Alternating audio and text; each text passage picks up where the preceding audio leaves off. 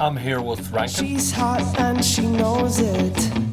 My temperature, she controls it. So you're from Portmarnock and Luke, and I know there's four in the band, but how did Rankin come together? We were mutually friends through different bands, and we got put in the same place together one day. We just decided to go somewhere with it. And how would you describe your sound? The closest thing to it right now is a pop-punk sound. And who would be your primary influences? Well, my primary influence would probably be Chad Smith, Taylor Hawkins, Dave Grohl, the likes of them. Yeah, I suppose it'd be more pop-punk. Blink would be my biggest influence anyway on my music. Do you write the lyrics or the melody first? I tend to write the lyrics and kind of like hum it out in my head. Anyway, I don't know about you. I'd be quite the opposite. I can't write lyrics. I can help if we're in the process of writing a song, but like all collectively we've been writing a few decent tracks that would be hopefully getting it out soon enough. Do you focus much on your intended audience? I'd just be writing a song for personal pleasure. Whatever comes out, you know, what's on my mind. That's, I suppose, is the best way to put it together, but yeah, no. Well, tell me, so how do you know when the song is done?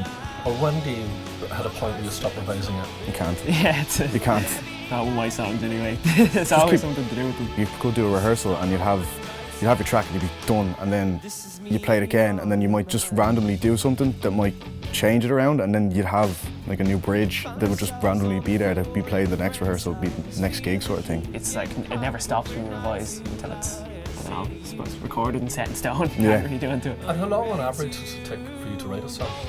It could be 10 minutes. And then for me it's like 10 weeks. I have like a line there and I'll add to it someday, and yeah. And can you tell us what you've learned about, good songwriting and good songwriting in terms of lyrics? Not being straight to the point with lyrics. I think if you get to the point too quickly, or you use words that just explain exactly what you're trying to say, it doesn't really help the listener think about what you're trying to say.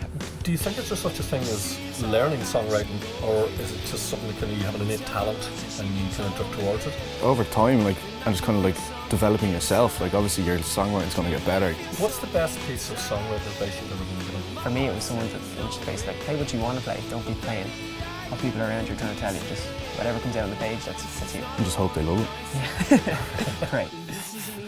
Now, individually or collectively, what do you think is the best song ever written? Mine is John Butler's Ocean.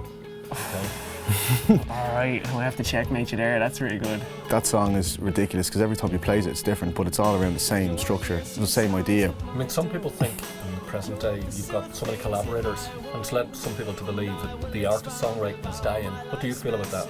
It's not necessarily dying out now. I wouldn't say that. But Beck won a Grammy. And there was online there was comparisons with Beck's songwriting and Beyonce's songwriting. Beyonce had hundreds of writers. Beck just had Beck played this, Beck wrote this, Beck. It's just Beck. Yeah.